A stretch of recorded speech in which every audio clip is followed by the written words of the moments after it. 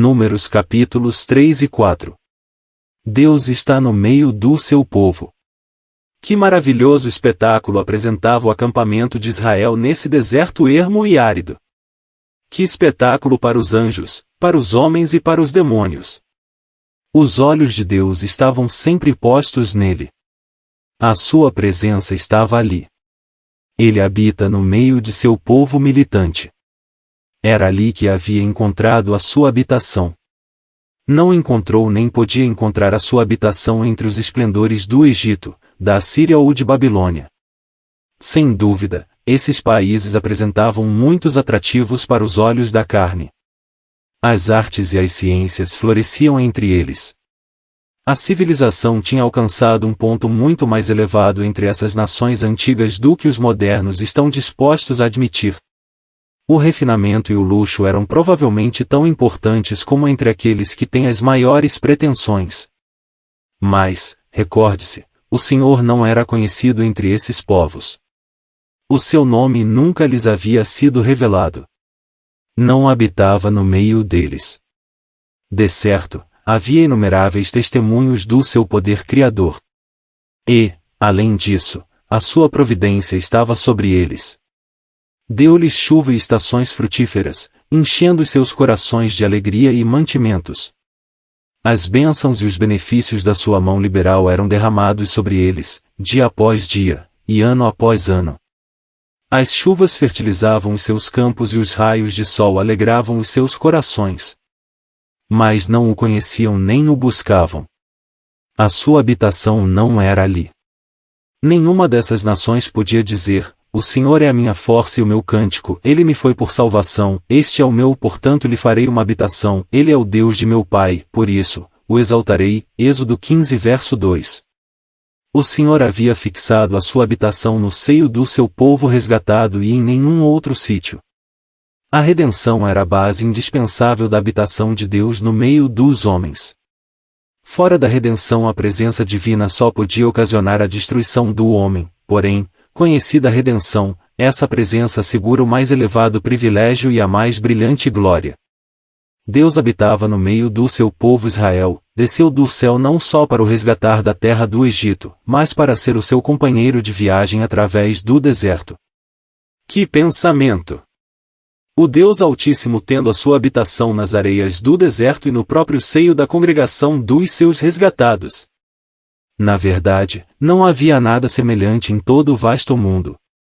Ali estava esse exército de 600.000 homens, além das mulheres e crianças, num deserto estéril, onde não crescia uma só folha de erva, e não havia uma gota de água, nenhum sinal de subsistência. Como iam ser alimentados? Deus estava ali. Como iam manter-se em ordem? Deus estava ali. Como iam abrir caminho através daquele deserto medonho onde não havia nenhum caminho? Deus estava ali. Em suma, a presença de Deus assegurava todas as coisas. A incredulidade poderia dizer: o quê? 3 milhões de pessoas vão ser alimentadas e vão viver do ar. Quem é o responsável pelos abastecimentos? Onde estão os depósitos militares? Onde está a bagagem? Quem é o responsável pelo vestuário? Só a fé poderia responder e a sua resposta é simples, breve e conclusiva: Deus estava ali. E isso era bastante. Tudo está compreendido nessa frase. Na aritmética da fé, Deus é o algarismo essencial, e, tendo-o, pode adicionar-se tantas cifras quantas se quer. Se os nossos recursos estão no Deus vivo, deixa de existir a questão das nossas necessidades, para se tornar numa questão da sua suficiência. O que eram 600.000 homens de pé para o Deus poderoso? Que importância tinham as várias necessidades das suas mulheres e crianças? Na opinião dos homens, estas coisas podiam parecer esmagadoras. A Inglaterra acaba precisamente de mandar 10.000 homens para a Abissínia, mas pense-se nas enormes despesas e trabalho necessários para essa expedição. Considere-se nos meios de transporte necessários para a condução das provisões e outros meios de subsistência deste pequeno exército. Contudo, imagine-se um exército que, sem contar as mulheres e as crianças, fosse 60 vezes maior. Suponha-se este grande exército começando uma marcha que deveria prolongar-se por espaço de 40 anos, por um grande e terrível deserto, em que não havia cereais nem erva nem fontes de água. Como haviam de ser abastecidos? Não tinham víveres consigo, nem contratos com nações aliadas para os fornecerem nos diversos pontos do caminho. Não existia um único meio visível de suprimento, nada que a natureza pudesse considerar ao seu dispor. Vale a pena ponderar sobre tudo isto. Mas devemos fazê-lo na presença divina.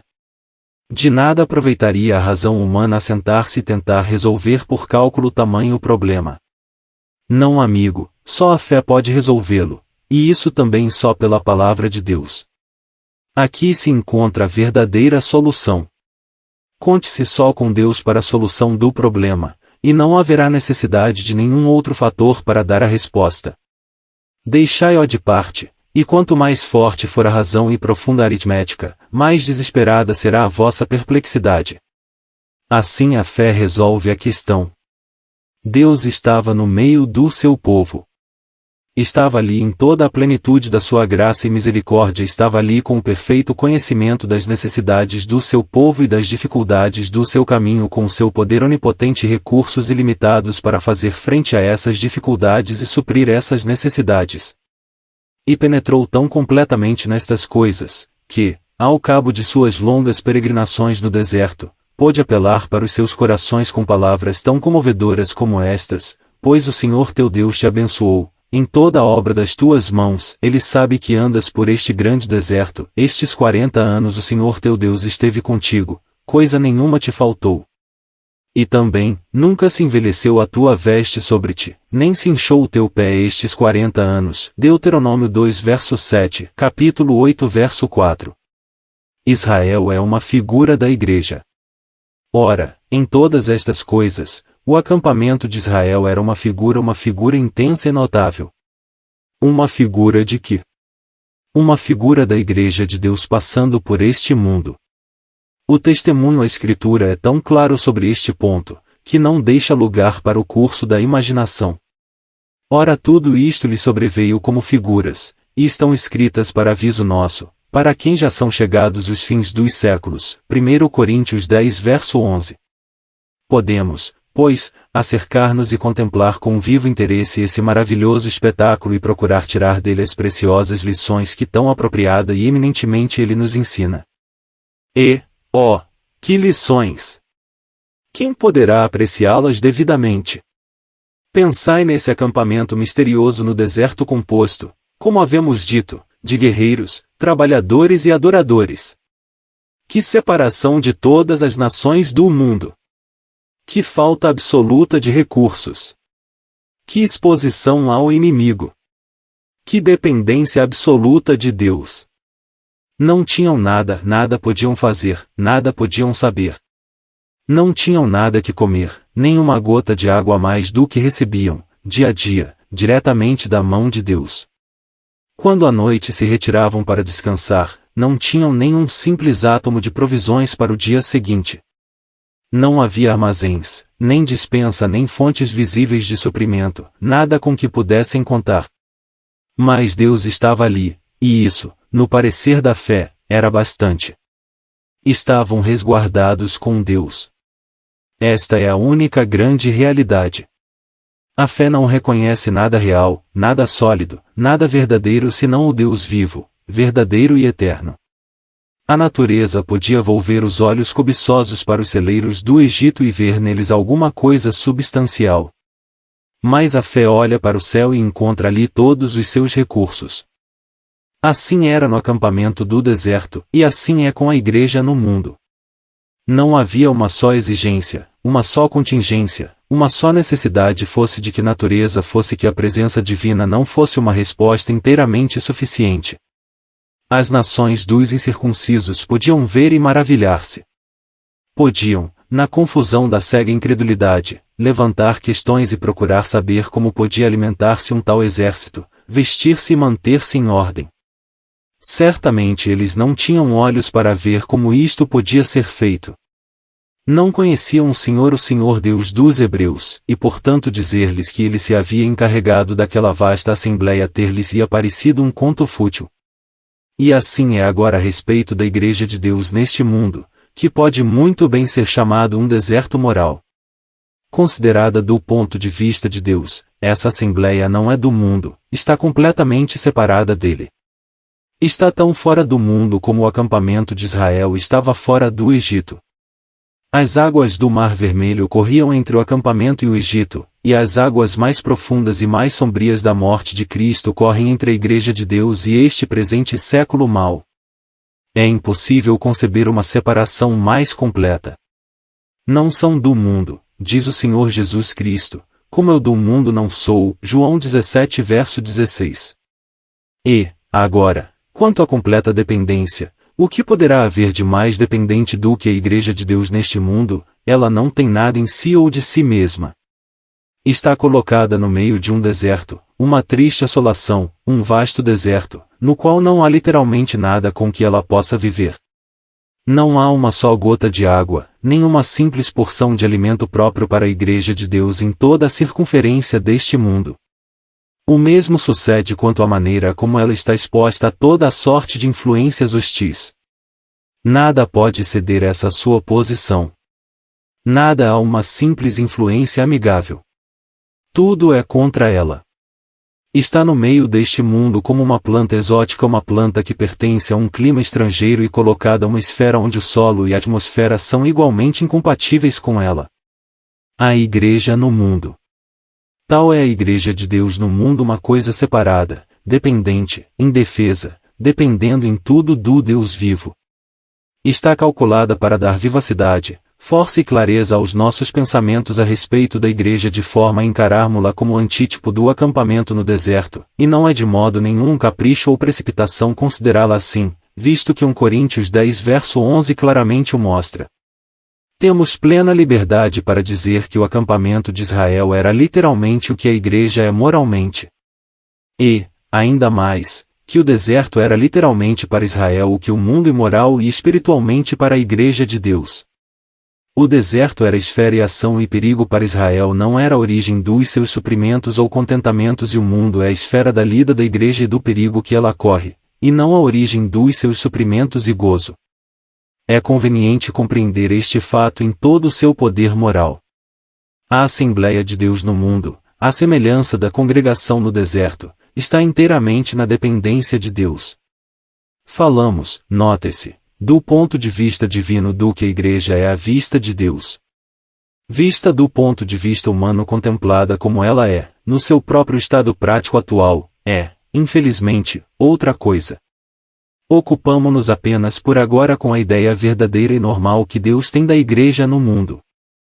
E não se esqueça, nem por um momento, que, tão certo como havia um acampamento no deserto, uma congregação no deserto, assim é agora a Igreja de Deus, o corpo de Cristo no mundo. Indubitavelmente, as nações do mundo conheciam pouco dessa congregação da antiguidade, e preocupavam-se menos com ela, mas isso não enfraquecia nem afetava o grande fato da sua existência. Do mesmo modo, os homens do mundo conhecem pouco da Igreja de Deus, o corpo de Cristo, e menos se preocupam com ela, mas isso não afeta, de modo nenhum, a grande verdade que existe realmente tal coisa neste mundo, e que tem existido sempre desde que o Espírito Santo desceu no dia de Pentecostes. De certo, a congregação da antiguidade teve as suas provações, os seus conflitos, as suas dores, as suas tentações, as suas lutas, as suas controvérsias, as suas excitações internas, as suas inumeráveis dificuldades, que exigiam os variados recursos que havia em Deus, o ministério precioso do profeta, sacerdote e rei que Deus lhe havia dado, já que, como sabemos, Moisés estava ali como rei em Jesurum, e como profeta levantado por Deus, e Arão estava ali também para exercer todas as funções sacerdotais. Mas apesar de todas estas coisas que havemos enumerado, apesar da fraqueza, o fracasso, o pecado, a rebelião, contendas, a verdade é que havia ali um fato notável para ser conhecido dos homens, dos demônios e dos anjos, a saber, uma grande congregação, que se elevava a qualquer coisa como 3 milhões de almas, segundo o uso habitual de cálculo, viajando pelo deserto, dependendo inteiramente de um braço invisível, guiada e tratada pelo Deus eterno, cujos olhos não se afastavam um só momento.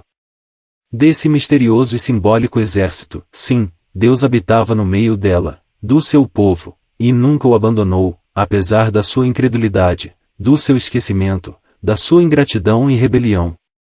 Deus estava ali para o manter e guiar, para o guardar e conservá-lo, dia a dia, e deu-lhes água da rocha. Isto era seguramente um fato admirável, um profundo mistério. Deus tinha uma congregação no deserto mantida à parte de todas as nações circunvizinhas, separada para si. É possível que as nações do mundo nada conhecessem, nada se preocupassem, não pensassem nada desta assembleia. Certo é que o deserto nada produzia para sustento ou refrigério. Havia nele serpentes e escorpiões, havia perigos e ciladas seca, aridez e desolação. Porém havia também aquela maravilhosa assembleia mantida de tal maneira que confundia a razão humana. E, prezado amigo, recordemos que isto era uma figura. Uma figura de quê? Uma figura de alguma coisa que tem estado em existência durante 19 séculos, existe ainda, e existirá até ao momento em que o Senhor Jesus Cristo se levantar da sua atual posição ou descer aos ares. Numa palavra, é uma figura da Igreja de Deus neste mundo. Quão importante é reconhecer este fato! Que pena ter sido perdido de vista! E como é tão pouco compreendido até mesmo nos nossos dias! E todavia todo cristão é responsável por reconhecê-lo e de o confessar na prática. Não pode ser evitado. E verdade que existe atualmente no mundo alguma coisa que corresponde ao acampamento no deserto?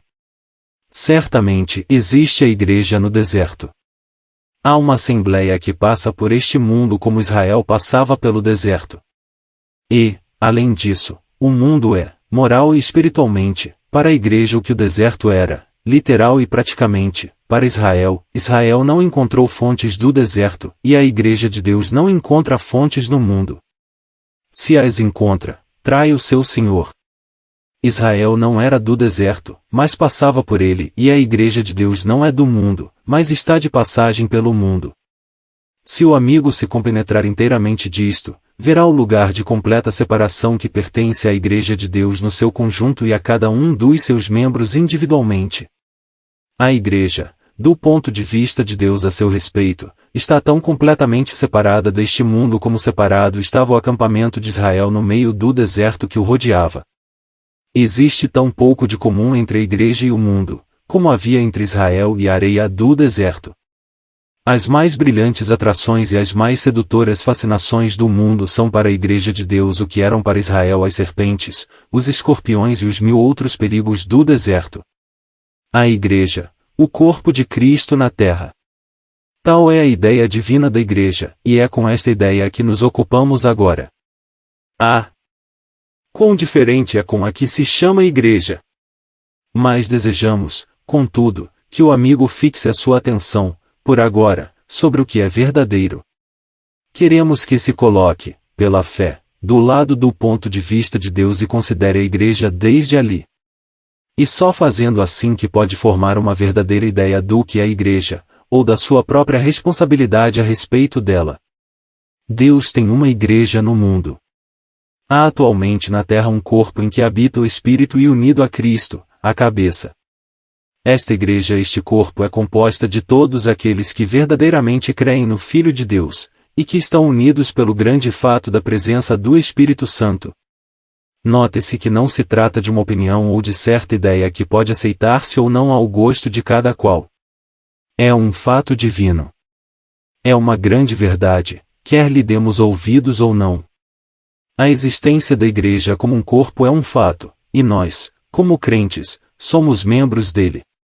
Não podemos evitar isso. Não podemos tampouco ignorá-lo. Estamos com efeito nesta relação, fomos batizados em um corpo pelo Espírito Santo.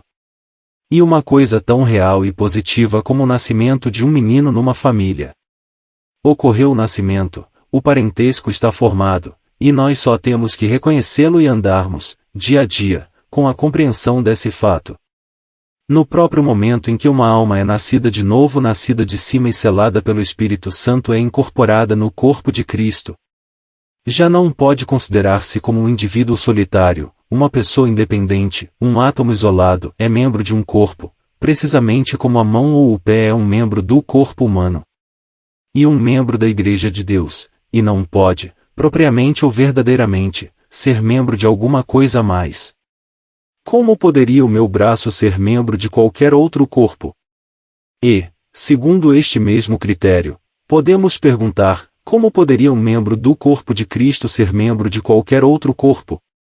Que verdade gloriosa é esta quanto à Igreja de Deus, a qual é o antítipo do acampamento do deserto, a congregação no deserto. Um fato a que nos devemos submeter. A Igreja de Deus existe no meio de toda a ruína e do naufrágio, da luta e da discórdia, da confusão e das divisões, das seitas e dos partidos. Isto é certamente uma verdade das mais preciosas. E não somente é preciosa, mas é também prática e constitutiva. Nós somos obrigados a reconhecer, pela fé, esta Igreja no mundo, como os israelitas eram obrigados a reconhecer, por vista, o acampamento no deserto. Havia um acampamento, uma congregação, a que pertencia a todo o verdadeiro israelita. Existe uma igreja, um corpo a que pertence o verdadeiro cristão. Porém, como é organizado este corpo? Pelo Espírito Santo, como está escrito, pois todos nós fomos batizados em um Espírito, formando um corpo. 1 Coríntios 12 verso 13. Como é mantida, pela sua cabeça vivente, através do Espírito e pela palavra, como está escrito, porque nunca ninguém aborreceu a sua própria carne, antes, a alimenta e sustenta, como também o Senhor a igreja. Efésios 5 verso 29.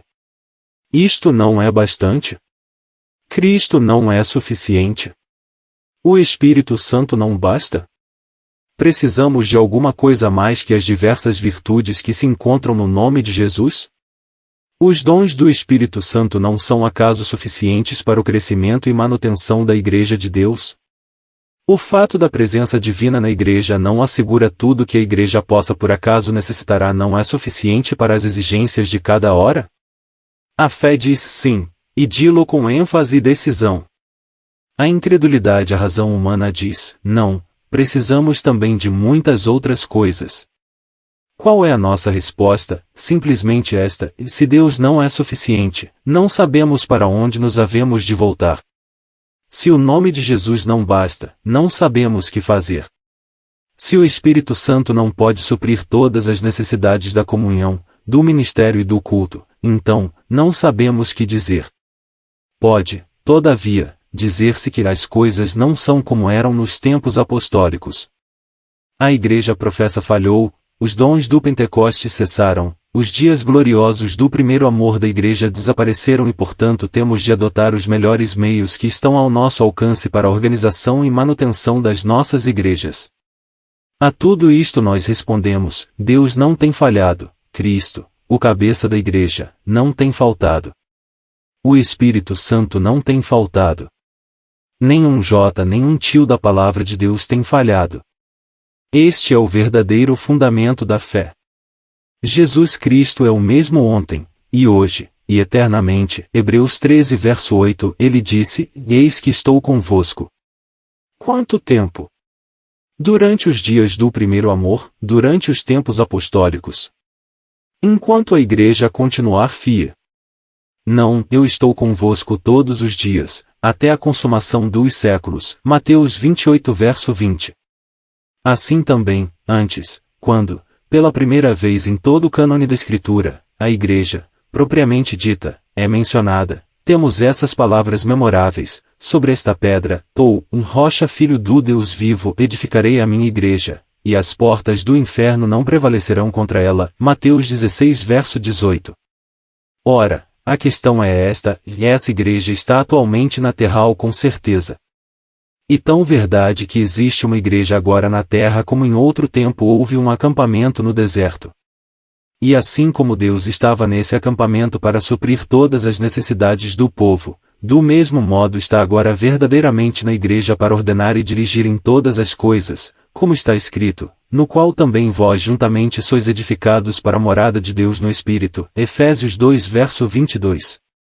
E isto é suficiente. Só nos falta agarrarmos, pela simples fé, esta grande realidade.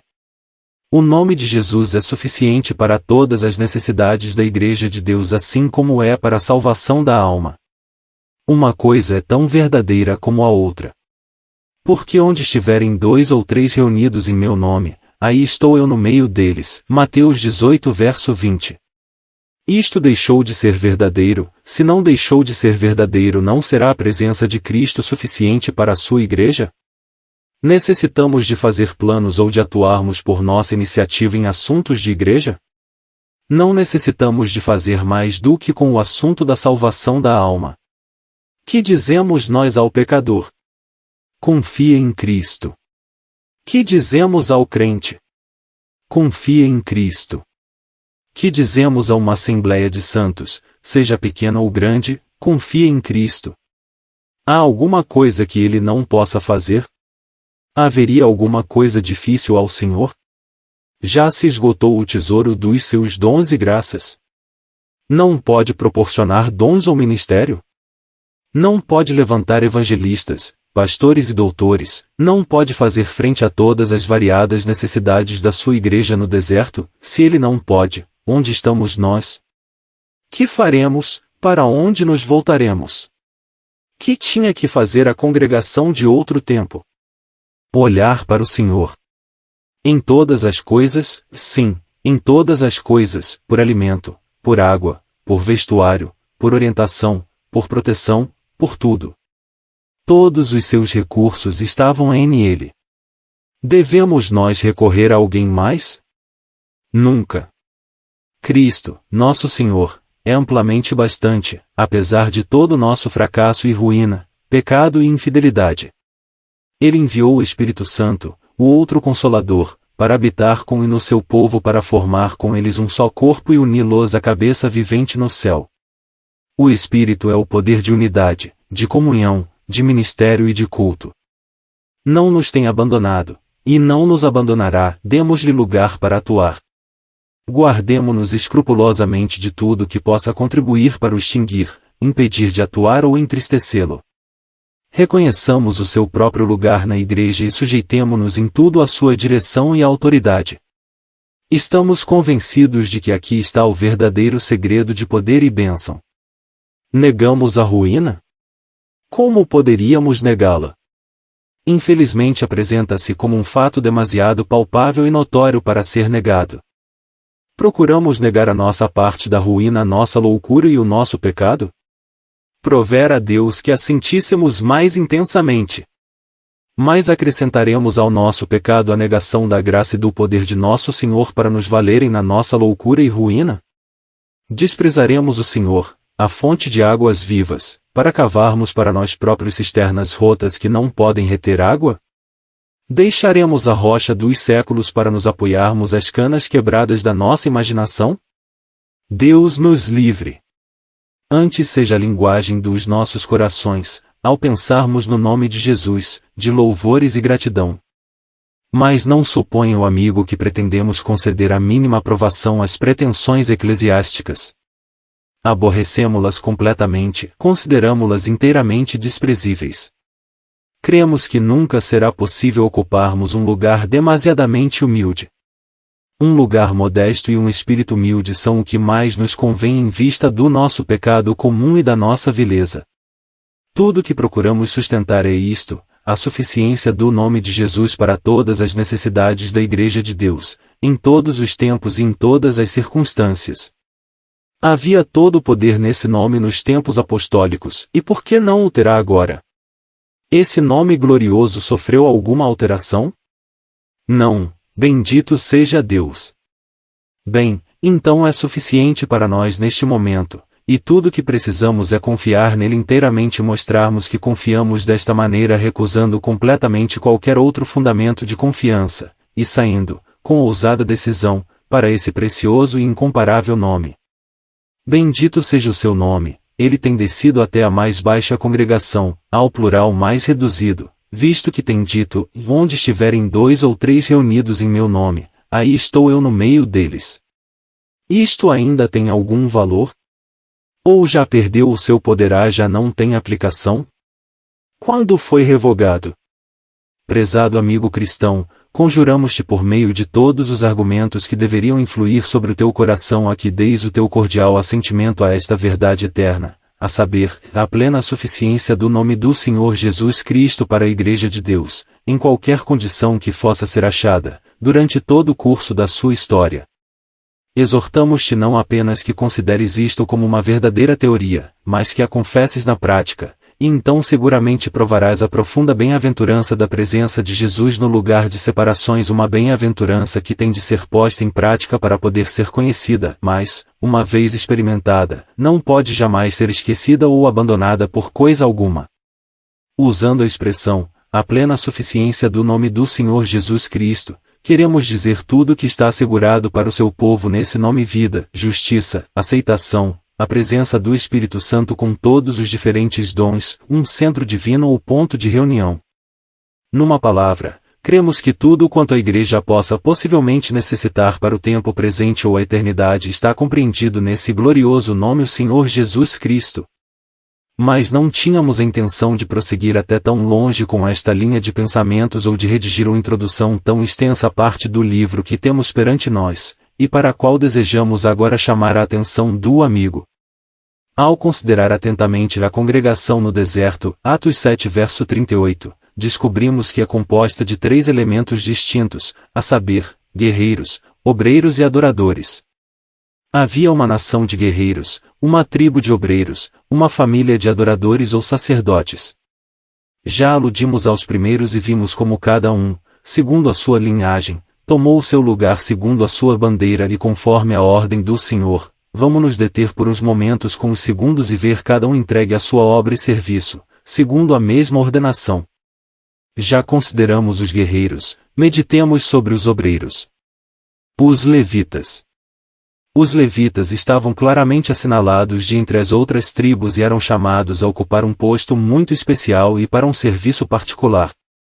Assim, lemos a seu respeito, e mais os levitas, segundo a tribo de seus pais, não foram contados entre eles, porquanto o Senhor tinha falado a Moisés, dizendo: E somente não contarás a tribo de Levi, nem tomarás a soma deles entre os filhos de Israel, mas, tu, põe os levitas sobre o tabernáculo do testemunho, e sobre todos os seus utensílios e sobre tudo o que lhe pertence, eles levarão o tabernáculo e todos os seus utensílios, e eles o administrarão e assentarão o seu arraial ao redor do tabernáculo.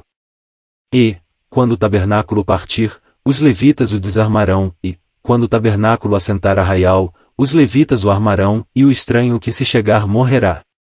E os filhos de Israel assentarão as suas tendas, cada um no seu esquadrão e cada um junto à sua bandeira, segundo os seus exércitos. Mas os levitas assentarão as suas tendas ao redor do tabernáculo do testemunho, para que não haja indignação sobre a congregação dos filhos de Israel, pelo que os levitas terão o cuidado da guarda do tabernáculo do testemunho. Números 1 versos 47 a 53. Lemos também em capítulo 2 horas e 33 minutos, e mais os levitas não foram contados entre os filhos de Israel, como o Senhor ordenara a Moisés. Mas por que os levitas? Por que foi essa tribo especialmente designada entre todas as outras e separada para um serviço tão santo e tão elevado? Havia neles alguma santidade ou algum bem particular que motivasse uma tal distinção?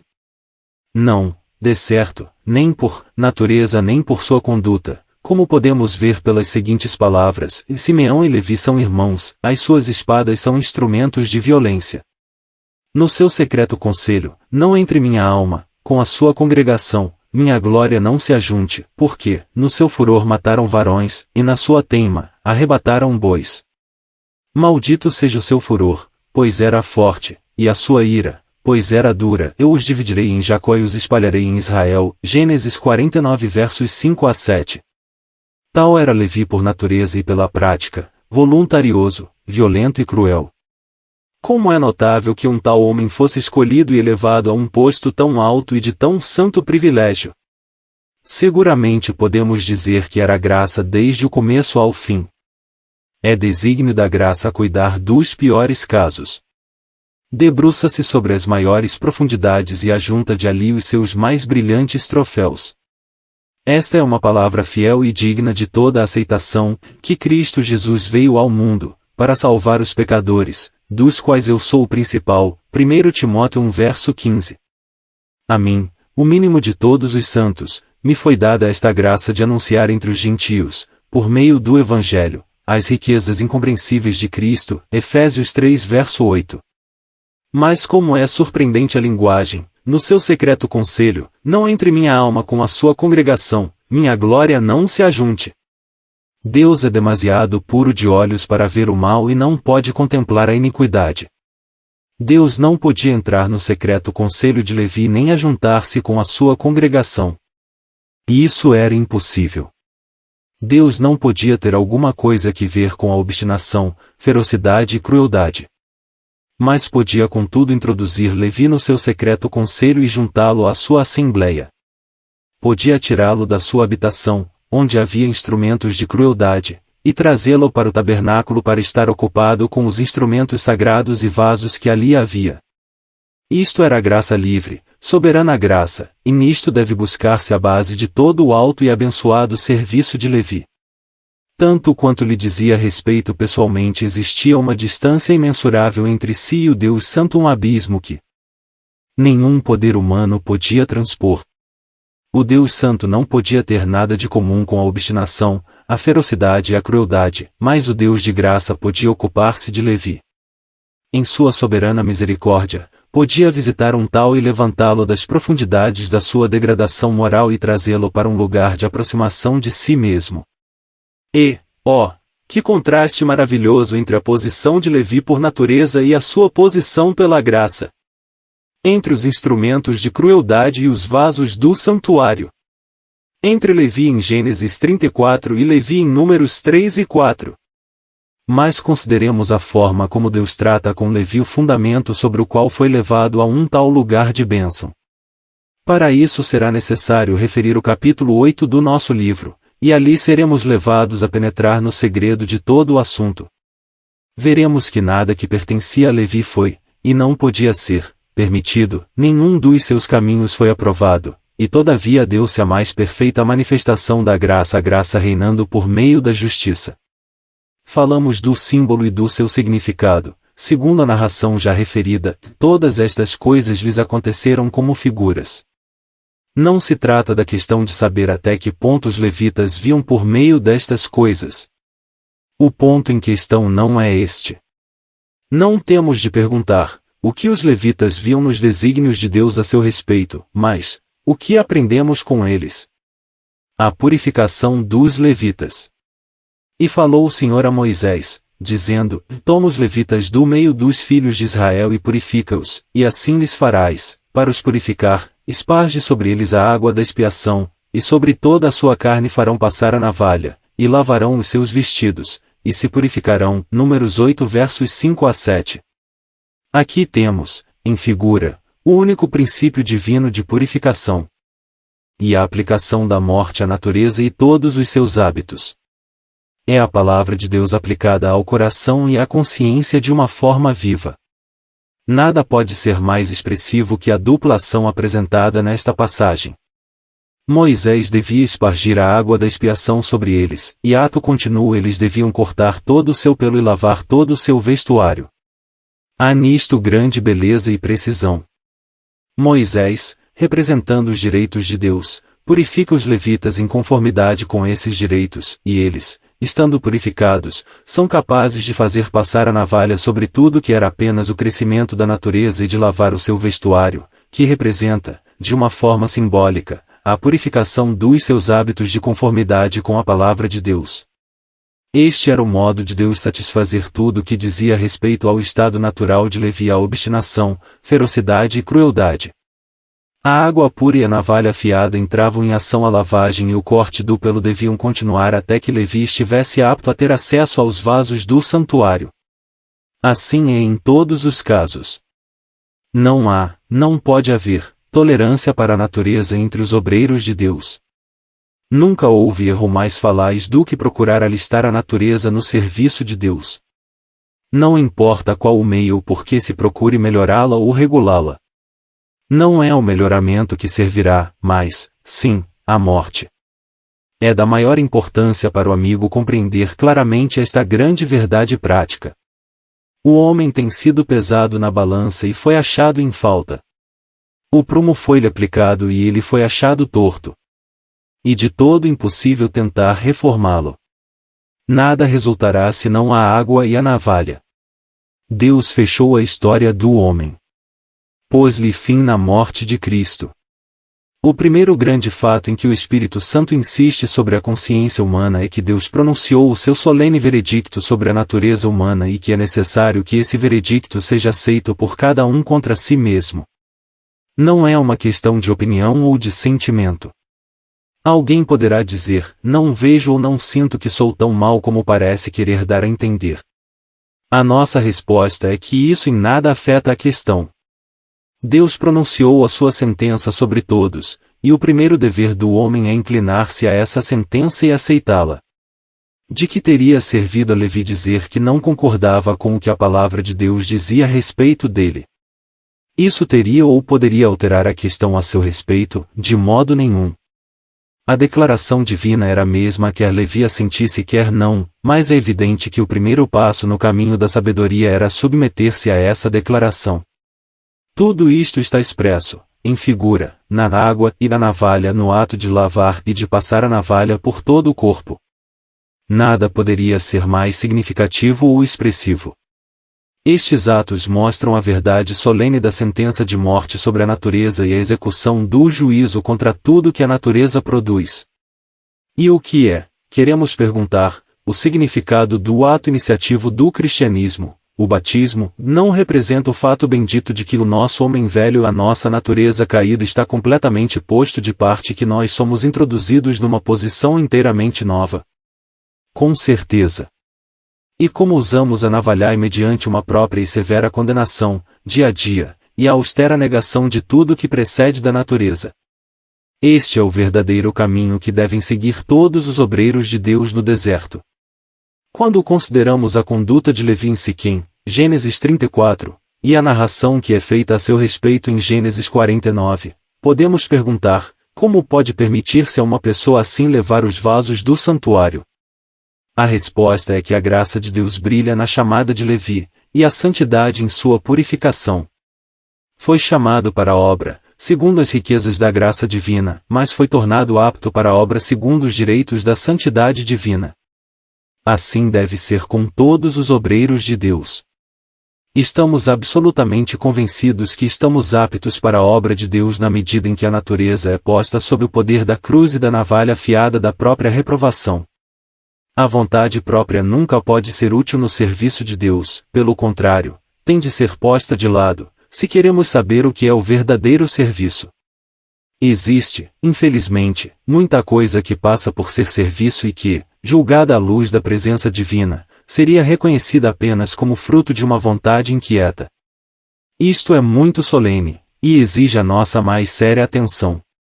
Não podemos ser severos demais na censura que exercemos sobre nós próprios a este respeito.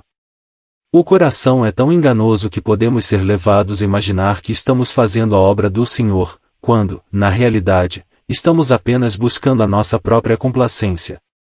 Porém, se queremos trilhar o caminho do verdadeiro serviço, temos de procurar estar cada vez mais separados da natureza. O voluntarioso Levi tem de passar pelo processo simbólico da lavagem e do barbear antes de poder estar ocupado nesse elevado serviço que é designado por nomeação direta do Deus de Israel. Quem é a do Senhor? Mas, antes de prosseguirmos propriamente com o exame da obra e serviço dos levitas, devemos contemplar por um momento a cena em Êxodo 32, na qual desempenham uma parte muito importante e notável. Referimo-nos, como o amigo compreenderá imediatamente, ao bezerro de ouro. Durante a ausência de Moisés, o povo perdeu tão completamente de vista Deus e os seus direitos que levantou um bezerro de fundição e se prostrou diante dele. Este terrível ato exigia um juízo sumário. E, vendo Moisés que o povo estava despido, porque Arão o havia despido para a vergonha entre os seus inimigos, Pôs-se em pé Moisés, na porta do arraial e disse: Quem é do Senhor, vem a mim. Então se ajuntaram a ele todos os filhos de Levi. E disse-lhes: Assim diz o Senhor, o Deus de Israel, cada um põe a sua espada sobre a sua coxa, e passai e tornai pelo arraial, de porta em porta, e mate cada um a seu irmão. E cada um a seu amigo e cada um a seu próximo. E os filhos de Levi fizeram conforme a palavra de Moisés, e caíram do povo, aquele dia, uns 3.000 homens. Porquanto Moisés tinha dito: Consagrai hoje as vossas mãos ao Senhor, porquanto cada um será contra o seu filho e contra o seu irmão, e isto para ele vos dar hoje bênção. Êxodo 32 versos 25 a 29. Foi um momento de prova. Não podia ser de outra maneira, visto que se dirigia ao coração e à consciência a grande questão: quem é do Senhor? Nada podia ser mais penetrante. A pergunta não era quem quer trabalhar, não, era uma pergunta muito mais profunda e premente. Não se tratava de saber quem iria aqui ou ali fazer isto ou aquilo. Podia haver muita ação e movimento, e, ao mesmo tempo, ser apenas o impulso de uma vontade indomável, que, agindo segundo a natureza religiosa, dava uma aparência de devoção e piedade eminentemente calculada para se enganar e enganar outros. Mas estar do lado do Senhor envolve a renúncia da vontade própria, sim, a própria rendição, e isto é essencial ao servo verdadeiro ou ao verdadeiro obreiro. Saulo de Tarso encontrava-se neste terreno quando exclamou: Senhor, que queres que eu faça? Que palavras, do obstinado, cruel e feroz perseguidor da Igreja de Deus. Quem é a do Senhor? É o amigo? Examine-se e veja. Examine-se atentamente. Lembre-se que a questão não é de modo algum: que estás fazendo? Não, é mais profunda. Se estás do lado do Senhor, estás pronto para qualquer coisa e todas as coisas, pronto para estar quieto e pronto para ir avante, pronto para ir para a direita ou para a esquerda, pronto a ser ativo ou estar sossegado, pronto a manter-se de pé ou estar deitado. O ponto importante é este: o abandono próprio aos direitos de outrem, e esse é Cristo, o Senhor. Isto é um assunto de grande alcance. De fato, não conhecemos nada mais importante, neste momento, que esta importante pergunta: quem é do Senhor? Vivemos em dias de muita obstinação. O homem exulta com a sua liberdade. E isto dá-se, de modo proeminente, em assuntos religiosos. Precisamente como acontecia no acampamento de Israel, nos dias do capítulo 32 de Êxodo, os dias do bezerro de ouro. Moisés estava ausente e a vontade humana estava operando, o buril foi posto em ação. E qual foi o resultado? O bezerro de fundição, e no seu regresso Moisés encontrou o povo nu e na idolatria. E então fez-se a pergunta solene e indagadora: quem é do Senhor? Isto obrigava a uma decisão, ou, melhor, punha o povo à prova. Tampouco é diferente agora. A vontade do homem domina sobretudo em assuntos de religião. O homem gloria-se dos seus direitos, da liberdade da sua vontade e livre-arbítrio. E a negação do senhorio de Cristo, e portanto convém mantermos-nos em guarda e certificarmos-nos de que tomamos realmente partido com o Senhor contra nós mesmos, que tomamos a atitude de simples sujeição à sua autoridade. Então não estaremos ocupados com o volume ou caráter do nosso serviço, será nosso único objetivo fazer a vontade de nosso Senhor. Ora, atuar assim debaixo da direção do Senhor pode muitas vezes dar impressão de estreiteza na nossa esfera de ação, mas com isto não temos absolutamente nada que ver. Se um amo diz ao seu criado para permanecer na sala e não se mover enquanto ele não tocar a campainha, qual é a obrigação daqueles servos? Evidentemente estar quieto e não abandonar esta posição ou atitude, ainda que os seus conservos considerem uma falta a sua aparente natividade e ociosidade. Pode estar certo de que o seu amo aprovará e justificará a sua conduta. Isto é bastante para todo servo consagrado, cujo único desejo for não tanto fazer muita coisa, mas sim fazer a vontade do seu Senhor. Em suma, a questão para o acampamento de Israel, nos dias do bezerro de ouro, a questão para a Igreja, nestes dias de vontade humana, é esta: quem é do Senhor? Que momentosa questão! Não consiste em perguntar quem está do lado da religião, da filantropia, ou da reforma morais pode praticar-se largamente uma ou todas estas coisas e contudo ter uma vontade inteiramente indomável. Não esqueçamos isto, pelo contrário, diremos antes que devemos ter isto continuamente em vista. Podemos ser muito zelosos em promover todos os diversos sistemas de filantropia, religião e reformas morais, e, durante todo o tempo, estarmos a servir o ego e a vontade própria. E uma consideração ponderosa e solene, e é conveniente prestarmos-lhe a mais sincera atenção. Atravessamos uma época em que a vontade do homem é constantemente lisonjeada. Cremos, sem sombra de dúvidas, que o verdadeiro remédio para este mal se encontra envolvido nesta interrogação: quem é do Senhor? Hífen. Existe um imenso poder prático nesta pergunta. Estar realmente do lado do Senhor é estar pronto para qualquer coisa que Ele possa julgar própria para nos chamar, não importa o que for. Se a alma está disposta a dizer verdadeiramente: Senhor, que queres que eu faça? Fala, Senhor, for que o teu servo ouve, então estamos prontos para todas as coisas. Por isso, no caso dos levitas, eles foram chamados para matar cada um o seu irmão, cada um o seu companheiro, cada um o seu vizinho. Era uma tarefa terrível para a carne e o sangue. Porém, as circunstâncias requeriam-no. Os direitos de Deus haviam sido desonrados aberta e descaradamente. A invenção humana havia entrado em ação com um cinzel e um bezerro havia sido levantado. A glória de Deus havia sido convertida em semelhança de um boi que come erva, e portanto todos os que estavam do lado do Senhor foram convidados a cingir a espada. A natureza podia dizer: não, sejamos indulgentes, compassivos e misericordiosos.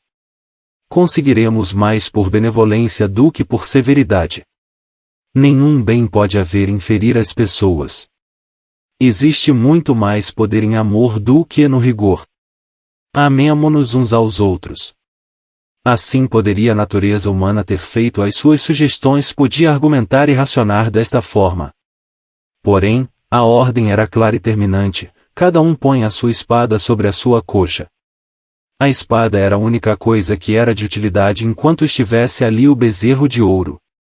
Falar de amor em semelhante momento seria escarnecer dos direitos do Deus de Israel. Compete ao verdadeiro espírito de obediência prestar o próprio serviço que convém às circunstâncias.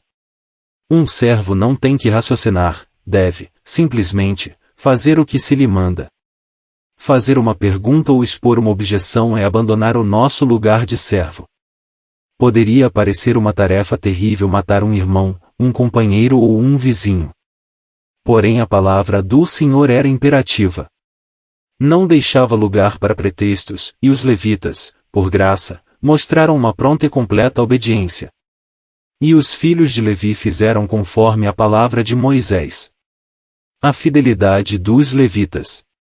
Este é o único e verdadeiro caminho para todos os que quiserem ser obreiros de Deus e servos de Cristo neste mundo onde predomina a vontade própria. É da maior importância ter a verdade do senhorio de Cristo gravada no coração. E o único regulador da carreira e da conduta. Resolve uma infinidade de questões. Se o coração estiver realmente submetido à autoridade de Cristo, está-se pronto para tudo que Ele mandar, seja estar quieto ou avançar, fazer pouco ou muito, ser ativo ou passivo. Para um coração verdadeiramente obediente, a questão não é: que faço, hífen, ou onde vou, mas, sim, faço a vontade do meu Senhor, hífen. Tal era o terreno ocupado por Levi. E observe-se o comentário divino que se nos dá sobre isto em Malaquias 2 versos 4 a 6. Então, sabereis que eu vos enviei este mandamento, para que o meu concerto seja com Levi, diz o Senhor dos Exércitos.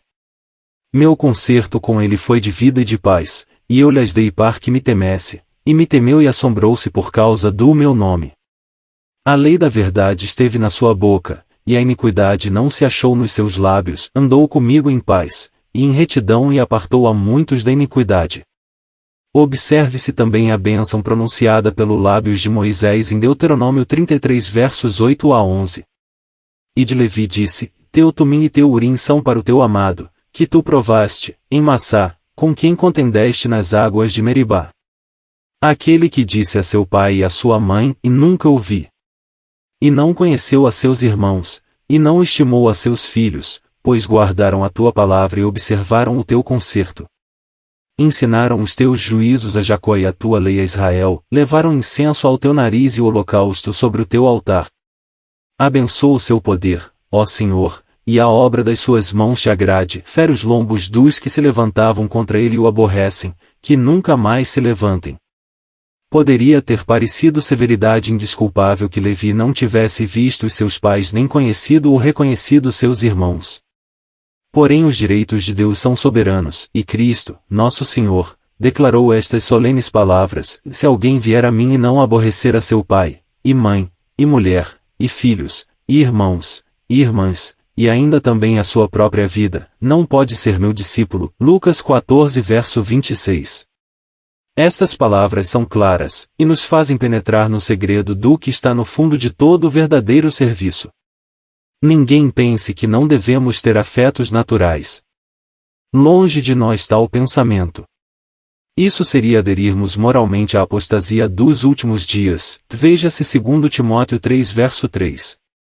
Porém, quando se deixa intervir as instâncias dos afetos naturais como obstáculo no dever do nosso consagrado serviço a Cristo, e quando ao amor, assim chamado, dos nossos irmãos é dado um lugar mais elevado que a fidelidade a Cristo, então somos incompetentes para o seu serviço e indignos do nome de seus servos.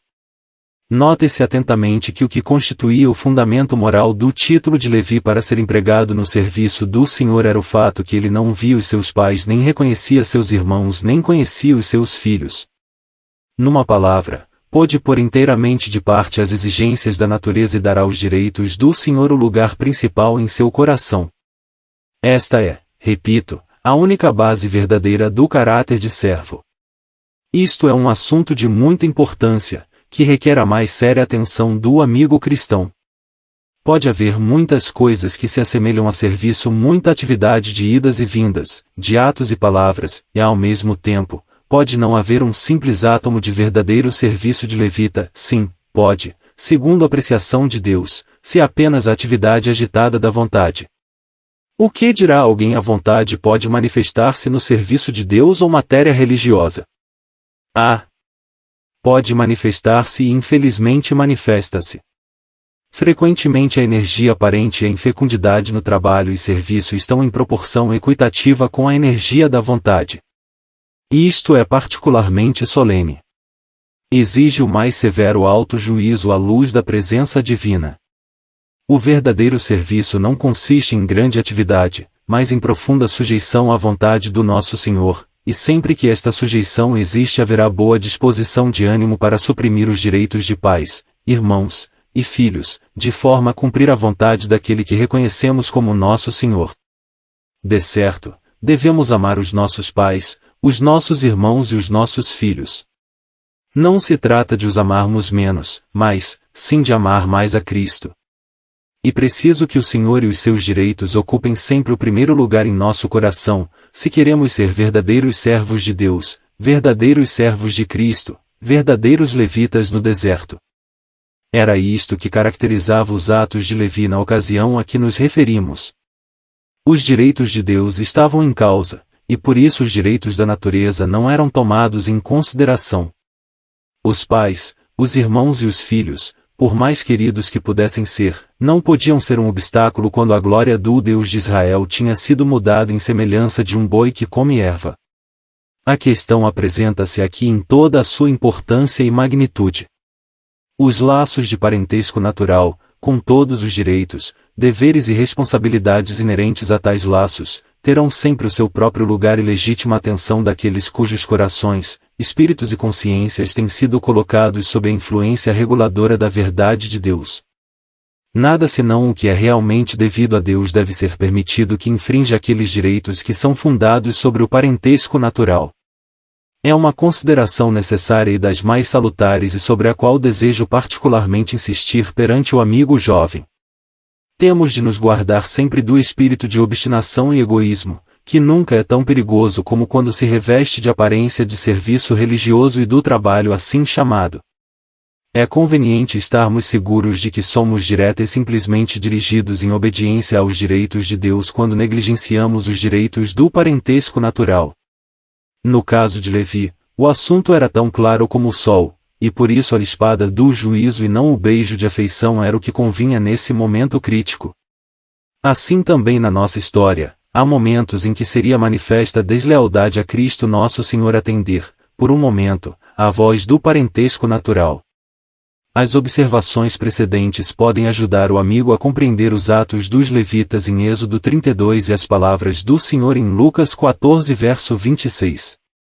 Que o Espírito de Deus nos habilite a realizar e mostrar o poder apropriado da verdade. A consagração dos levitas. Fixemos agora a nossa atenção, por um momento, sobre a consagração dos levitas em Números 8, a fim de podermos ter todo o assunto ante as nossas mentes. É um tema verdadeiramente cheio de instrução para todos os que desejam ser servos de Deus. Depois dos atos cerimoniais de lavar e barbear já referidos, lemos, então, tomarão, quer dizer, os levitas, um novilho, com a sua oferta de manjares de flor de farinha amassada com azeite, e tomarás outro novilho, para expiação do pecado. E farás chegar os levitas perante a tenda da congregação, e farás ajuntar toda a congregação dos filhos de Israel. E Arão moverá os levitas por oferta de movimento perante o Senhor pelos filhos de Israel, e serão para servirem no ministério do Senhor. E os levitas porão as suas mãos sobre a cabeça dos novilhos, então, sacrifica tu um para expiação do pecado e o outro para holocausto ao Senhor, para fazer expiação pelos levitas. Aqui se nos apresentam, em figura, os dois grandes aspectos da morte de Cristo. A expiação do pecado dá-nos um, o holocausto mostra-nos o outro. Não entramos em pormenores sobre essas ofertas, o que já tentamos fazer nos primeiros capítulos dos nossos estudos sobre o livro de Levítico. Queremos observar apenas aqui que, na expiação do pecado vemos Cristo levando o pecado em seu corpo sobre o madeiro e sofrendo a ira de Deus contra o pecado. No holocausto vemos Cristo glorificando a Deus até mesmo no próprio ato de fazer expiação pelo pecado. Em ambos os casos faz expiação pelo pecado, porém, no primeiro é expiação segundo a profundidade das necessidades do pecador, no último é expiação na medida do afeto de Cristo a Deus. Naquele vemos a aversão do pecado, neste a preciosidade de Cristo. Desnecessário é dizer, é a mesma morte expiatória de Cristo, mas apresentada em dois aspectos distintos. Para mais instrução sobre a doutrina da expiação do pecado e o holocausto retemos o feitor para estudos sobre o livro de Levítico capítulos 1 a 4. Ora, os levitas punham as suas mãos sobre a expiação do pecado e o holocausto, e este ato de imposição das mãos representava simplesmente o fato da identificação. Porém, quão diferente era o resultado em cada caso. Quando Levi punha as suas mãos sobre a cabeça da expiação do pecado, isso envolvia a transferência de todos os seus pecados, de toda a sua culpa, de toda a sua violência, crueldade e obstinação para a vítima. E por outro lado, quando punha as suas mãos sobre a cabeça do holocausto, isso implicava a transferência de toda a aceitabilidade e de toda a perfeição do sacrifício para Levi. Evidentemente, falamos do que o símbolo expressa.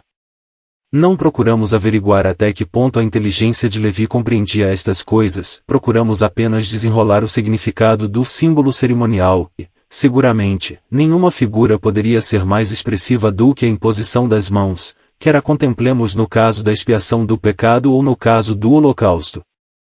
A doutrina de tudo isto está englobada na passagem muito importante do versículo final de 2 Coríntios 5, e aquele que não conheceu pecado, o fez pecado por nós, para que, nele, fossemos feitos justiça de Deus. E porás os levitas perante Arão e perante os seus filhos, e os moverás por oferta de movimento ao Senhor. E separarás os levitas do meio dos filhos de Israel, para que os levitas meus sejam. E, depois, os levitas entrarão para fazerem o serviço da tenda da congregação, e tu os purificarás, por oferta de movimento, os moverás. Porquanto eles, do meio dos filhos de Israel, me são dados, em lugar de todo aquele que abre a madre, do primogênito de cada um dos filhos de Israel, para mim os tenho tomado. Porque meu é todo primogênito entre os filhos de Israel, Entre os homens e entre os animais, no dia em que, na terra do Egito, feri a todo primogênito, os santifiquei para mim. E tomei os levitas em lugar de todo primogênito entre os filhos de Israel. E os levitas, dados a Arão e seus filhos, do meio dos filhos de Israel, tenho dado para exercerem o ministério dos filhos de Israel na tenda da congregação e para fazerem expiação pelos filhos de Israel, para que não haja praga entre os filhos de Israel, chegando-se os filhos de Israel ao santuário. E assim fez Moisés, e Arão, e toda a congregação dos filhos de Israel com os levitas, conforme tudo que o Senhor ordenara a Moisés acerca dos levitas, assim os filhos de Israel lhes fizeram. Números 8 versos 13 a 20. Quão forçosamente estas passagens nos recordam as palavras de nosso Senhor em João 17, e manifestei o teu nome aos homens que do mundo me deste, eram teus, e tu mos deste, e guardaram a tua palavra. Eu rogo por eles, não rogo pelo mundo, mas por aqueles que me deste, porque são teus. E todas as minhas coisas são tuas, e as tuas coisas são minhas, e nisso sou glorificado. Versículos 6 a 10. Os levitas eram um povo separado à possessão especial de Deus. Tomavam o lugar de todos os primogênitos em Israel daqueles que haviam sido salvos da espada do destruidor pelo sangue do Cordeiro. Eram, simbolicamente, um povo morto e ressuscitado, posto de parte para Deus, e que ele oferecia como um dom a Arão, o sumo sacerdote, para o serviço do tabernáculo. Que lugar para o obstinado, violento e cruel Levi! Que triunfo da graça! Que ilustração do sangue da expiação e da água da purificação!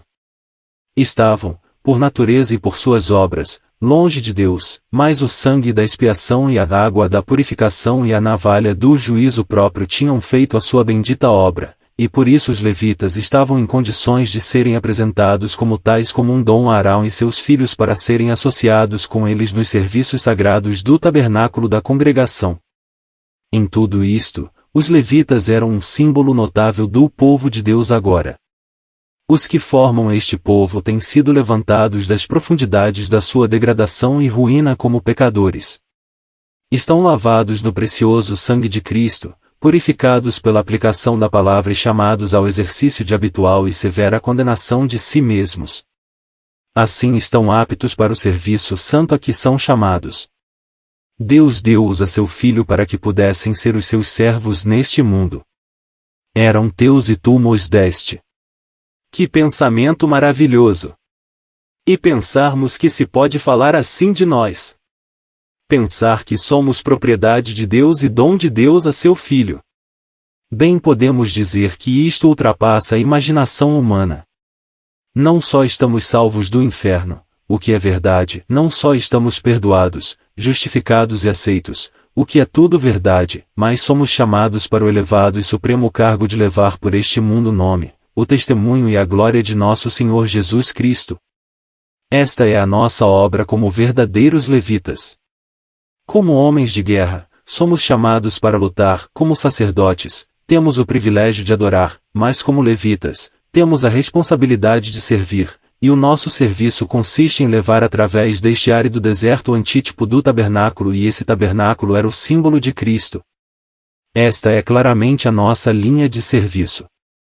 E para isto que somos chamados, para isto que somos postos de parte. O amigo notará, sem dúvida, com interesse, o fato que é neste livro de Números, e somente nele, que nos são dados todos os pormenores precisos e profundamente instrutivos a respeito dos levitas. Neste fato temos uma nova ilustração do caráter do nosso livro. E do ponto de vista de um deserto que obtemos uma vista própria e completa tanto dos obreiros como dos guerreiros de Deus. O serviço dos levitas. E agora, examinemos por alguns momentos o serviço dos levitas descrito em Números 3 e 4. E falou o Senhor a Moisés, dizendo: faze chegar a tribo de Levi e põe-na diante de Arão, o sacerdote, para que o sirvam, e tenham cuidado da sua guarda e da guarda de toda a congregação, diante da tenda da congregação, para administrar o ministério do tabernáculo, e tenham cuidado de todos os utensílios da tenda da congregação e da guarda dos filhos de Israel, para administrar o ministério do tabernáculo. Darás, pois, Os levitas Arão e a seus filhos, dentre os filhos de Israel lhes são dados em dádiva. Números 3 versos 5 a 9. Os levitas representavam toda a congregação de Israel e atuavam em seu favor. Isto depreende-se do fato que os filhos de Israel punham as suas mãos sobre as cabeças dos levitas, assim como os levitas punham as suas mãos sobre as cabeças dos sacrifícios. Veja-se capítulo 8 verso 10. A imposição das mãos era um ato expressivo de identificação, de forma que, segundo este significado, os levitas oferecem um aspecto muito especial do povo de Deus no deserto. Apresentam-no como uma companhia de zelosos obreiros, e isso, também, note-se, não como simples obreiros inconstantes, correndo de um lado para o outro, e fazendo cada qual o que parecia bem aos seus olhos. Nada disso. Se os homens de guerra tinham que mostrar a sua linhagem e permanecer fiéis à sua bandeira, os levitas tinham também o seu centro de reunião e a sua tarefa a cumprir. Tudo era claro, distinto e definido tanto quanto Deus o podia fazer e, além disso, tudo estava sob a direção imediata e da autoridade do sumo sacerdote. É necessário que todos os que querem ser verdadeiros levitas, verdadeiros obreiros, servos inteligentes, ponderem com toda a seriedade este assunto. O serviço dos levitas devia ser regulado por nomeação do sacerdote. Não havia mais lugar para o exercício da vontade própria no serviço dos levitas, como tampouco havia na posição dos homens de guerra. Tudo está divinamente estabelecido, e isto era uma graça particular para todos aqueles que tinham os seus corações numa condição justa. Para aquele cuja vontade era inflexível poderia parecer uma injustiça e a mais enfadonha tarefa ser-se obrigado a ocupar a mesma posição ou ter que desempenhar invariavelmente a mesma linha de serviço. Uma tal pessoa podia suspirar por alguma coisa nova, por alguma variedade no seu trabalho. Pelo contrário, sempre que a vontade era submissa e o coração estava em paz, cada um podia dizer: o meu caminho é perfeitamente claro, eu só tenho que obedecer. Este é sempre o dever do verdadeiro servo. Foi assim de um modo preeminente com aquele que foi o único servo perfeito que passou pelo mundo. Ele pôde dizer: porque eu desci do céu, não para fazer a minha vontade, mas a vontade daquele que me enviou. João 6 verso 38. E também, a minha comida é fazer a vontade daquele que me enviou e realizar a sua obra. João 4 verso 34.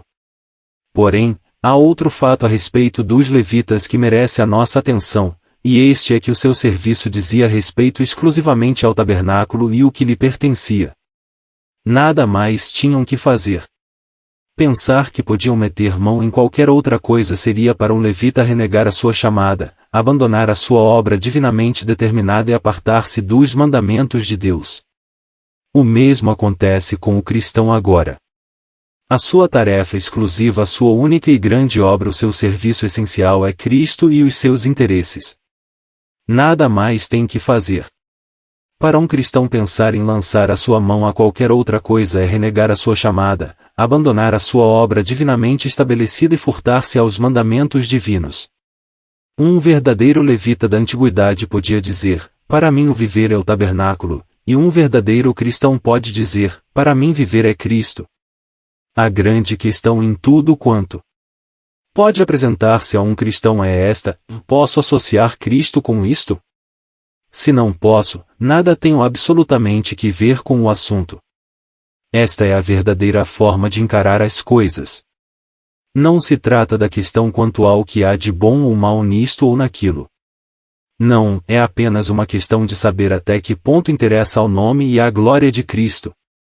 Isto simplifica maravilhosamente todas as coisas, resolve mil dificuldades, responde a múltiplas interrogações e torna o caminho do cristão verdadeiro e fiel tão claro como os raios do sol. Um levita não tinha dificuldade quanto ao seu trabalho. Estava tudo estabelecido com precisão divina. O fardo que cada um tinha que levar e o trabalho que cada um tinha que fazer estavam estabelecidos com uma precisão tal que não deixava lugar para as dúvidas do coração. Cada um conhecia o seu trabalho e fazia-o, e podemos dizer que o trabalho era feito por cada um no cumprimento das suas funções específicas.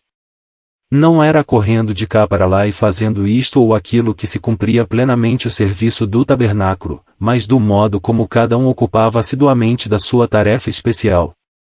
Convém não esquecer isto.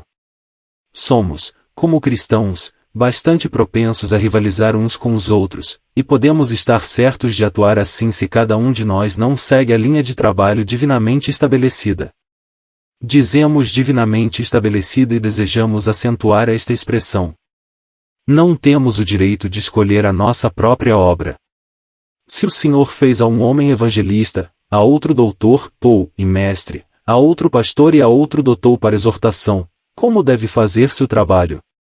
Não é certamente tratando o evangelista de ensinar e procurando o doutor exortar, ou por aquele que, não estando qualificado nem para um nem para o outro, trata de exercer ambos os dons. Não, é exercendo cada um o dom que lhe foi divinamente dado. Sem dúvida, o Senhor pode comprazer-se em dotar um homem com uma diversidade de dons, mas isto não afeta em nada o princípio de que tratamos, o qual é simplesmente este: cada um de nós é responsável por conhecer o seu próprio serviço e cumpri-lo. Se perdermos isto de vista, perder-nos-emos em desesperada confusão. Deus tem os seus cabouqueiros, e canteiros e pedreiros. A obra progride à medida que cada um faz diligentemente o seu trabalho. Se todos fossem cabouqueiros, onde estariam os canteiros? E se todos fossem canteiros, onde estariam os pedreiros? O que aspira ao trabalho de outro, ou procura imitar o dom de outro, causa o maior prejuízo que pode imaginar-se à causa de Cristo e à obra de Deus no mundo. É um erro grave, contra o qual queremos advertir solenemente o amigo. Nada pode ser mais absurdo. Deus nunca faz duas coisas iguais. Não há dois rostos humanos iguais, nem existem na floresta duas folhas iguais, nem duas hastes de erva semelhantes. Por que há de, pois, alguém aspirar ao trabalho de outro ou imitar o dom de outrem? Contente-se cada um em ser precisamente o que o seu Senhor fez dele. Este é o segredo de uma verdadeira paz e do progresso. Tudo isto encontra uma brilhante ilustração na narrativa inspirada acerca do serviço das três classes distintas de levitas, a cuja reprodução vamos, agora, proceder integralmente para proveito do amigo. No fim de contas, nada aqui possa comparar-se com a verdadeira linguagem das Sagradas Escrituras. O serviço dos filhos de Gerson. E falou o Senhor a Moisés no deserto do Sinai, dizendo: conta os filhos de Levi, segundo a casa de seus pais, pelas suas gerações, contarás a todo varão da idade de 1 mês e para cima. E Moisés os contou conforme ao mandado do Senhor, como lhe foi ordenado. Estes, pois, foram os filhos de Levi, pelos seus nomes, e Gerson, e Coate, e Merari. E estes são os nomes dos filhos de Gerson pelas suas gerações, e Libni e Simei. E os filhos de Coate pelas suas gerações, e Anrão, e Izar, e Hebron, e Uziel. E os filhos de Merari pelas suas gerações, Emal e Muzi. Estas são as gerações dos levitas, segundo a casa de seus pais. De Gerson é a geração dos libnitas e a geração dos simeitas. Estas são as gerações dos gersonitas. Os que deles foram contados pelo número de todo varão da idade de 1 mês para cima, os que deles foram contados foram 7.500. As gerações dos gersonitas assentarão as suas tendas atrás do tabernáculo, ao ocidente. E o príncipe da casa paterna dos gersonitas será Eliasaf, filho de Lael.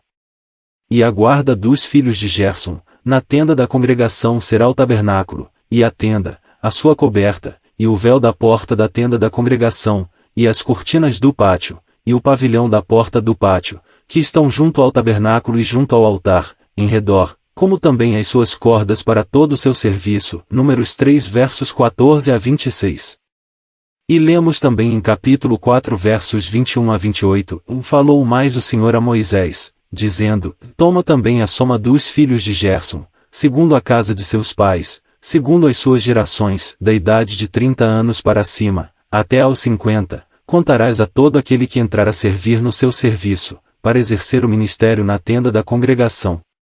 Este será o ministério das gerações dos gersonitas, no serviço e na carga, e levarão, pois, as cortinas do tabernáculo, e a tenda da congregação, e a sua coberta, e a coberta de peles de texugos que está em cima, sobre ele, e o véu da porta da tenda da congregação, e as cortinas do pátio e o véu da porta do pátio, que está junto ao tabernáculo e junto ao altar em redor, e as suas cordas e todos os instrumentos do seu ministério, como tudo que se adereçar para eles, para que ministrem.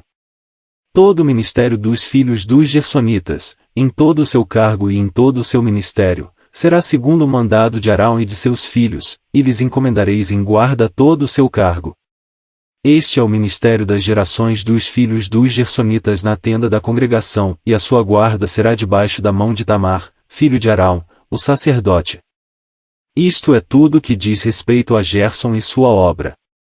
Ele e seu irmão Merari tinham de levar o tabernáculo, enquanto que Coate estava destinado a levar o santuário, como lemos em capítulo 10 versos 17 e 21. Então, desarmaram o tabernáculo, e os filhos de Gerson e os filhos de Merari partiram, levando o tabernáculo, e então, partiram os coatitas, levando o santuário, e os outros, que isto é, os gersonitas e meraritas, levantaram o tabernáculo, enquanto estes vinham. Havia um forte laço moral que unia Gerson e Merari no seu serviço, embora a sua obra fosse perfeitamente distinta, como veremos pela passagem seguinte. O serviço dos filhos de Merari. Quanto aos filhos de Merari, segundo as suas gerações e segundo a casa de seus pais os contarás, da idade de 30 anos para cima, até aos 50, contarás a todo aquele que entrar neste serviço, para exercer o ministério da tenda da congregação. Esta, pois, será a guarda do seu cargo, segundo todo o seu ministério, na tenda da congregação, nas tábuas do tabernáculo, e os seus varais, e as suas colunas, e as suas bases como também as colunas do pátio em redor, e as suas bases, e as suas estacas, e as suas cordas, com todos os seus instrumentos, com todo o seu ministério, e contareis os utensílios da guarda do seu cargo, nome por nome. Este é o ministério das gerações dos filhos de Merari, segundo todo o seu ministério, na tenda da congregação, debaixo da mão de Itamar, filho de Arão, o sacerdote. Números 4 versos 29 a 33. Tudo isto era claro e bem distinto. Gerson nada tinha que ver com as tábuas e as estacas, e Merari nada tinha que ver com as cortinas ou cobertas. E contudo estavam intimamente unidos, assim como estavam mutuamente dependentes. As tábuas e as bases de nada serviam sem as cortinas, e as cortinas não teriam sido úteis sem as tábuas e as bases. E quanto às estacas, ainda que parecessem insignificantes, quem poderia apreciar a sua importância unindo os objetos entre si e mantendo a unidade visível do conjunto?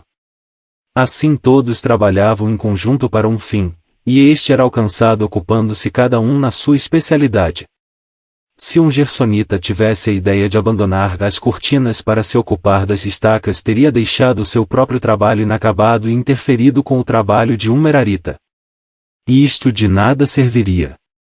Tudo teria caído em desesperada confusão, e enquanto que atendendo-se à regra divina tudo era mantido na mais perfeita ordem. Deve ter sido perfeitamente belo observar os obreiros de Deus no deserto. Cada um estava no seu posto e atuava dentro da esfera que lhe havia sido divinamente designada. Por isso, logo que a nuvem se levantava e a ordem de partir era dada, cada um sabia o que tinha a fazer, e dirigia-se para isso e nada mais. Ninguém tinha o direito de seguir os seus próprios pensamentos. O Senhor pensava por todos. Os levitas haviam se declarado do lado do Senhor, tinham se submetido à sua autoridade, e este fato estava na própria origem de toda a sua obra e serviço no deserto. Encaradas as coisas à luz deste princípio, era indiferente que um homem tivesse de levar uma estaca ou uma cortina ou um castiçal de ouro. A grande questão para todos e cada um era simplesmente esta: é este o meu trabalho? E isto que o Senhor me tem dado a fazer? Isto resolvia tudo. Tivesse o assunto sido deixado ao critério ou escolha humana, e um teria preferido isto, outro poderia gostar mais daquilo, e um terceiro poderia gostar de qualquer coisa mais. Como poderia, pois, o tabernáculo ser transportado através do deserto ou montado no seu lugar? Era impossível. Só podia haver uma autoridade suprema, a saber, o próprio Senhor. Ele havia disposto tudo e todos tinham de submeter-se-lhe. Não havia nenhum lugar para a manifestação da vontade humana. Isto era um sinal de misericórdia. Evitava todo um mundo de lutas e confusão. Tem de haver sujeição, é necessário que haja uma vontade quebrantada e uma cordial adesão à autoridade divina, de outra forma seria como nos dias do livro de Juízes. Porém, cada um fazia o que parecia reto aos seus olhos. Juízes 21 verso 25. Um merarita podia dizer ou pensar, se não o dizia, o quê? Tenho de gastar a melhor parte da minha vida na terra, flor da minha vida, a cuidar de algumas estacas. Foi para este fim que eu nascia, não haverá nada mais elevado perante mim como objetivo da minha vida? Tem de ser esta a minha ocupação desde a idade dos 30 aos 50 anos? Para tais interrogações havia uma resposta dupla. Em primeiro lugar, a um merarita bastava saber que o Senhor lhe havia destinado a sua obra. Isto bastava para comunicar dignidade ao que a natureza podia considerar a ocupação mais ínfima e obscura. Pouco importa o que estamos fazendo, contanto que cumpramos a tarefa que nos foi divinamente destinada. Um homem pode seguir uma carreira que aos seus semelhantes pareça brilhante, pode empregar a sua energia, o seu tempo, o seu talento em busca do que os homens deste mundo consideram grande e glorioso, e, ao mesmo tempo, a sua vida pode ser apenas uma brilhante ilusão. Por outro lado, o homem que faz simplesmente a vontade de Deus, seja qual for, o homem que cumpre os mandamentos do seu Senhor, seja o que for que esses mandamentos imponham, esse é o homem cujo caminho é iluminado pelos raios da aprovação divina e cuja obra será recordada quando os mais esplêndidos projetos dos filhos deste mundo tiverem caído em eterno esquecimento.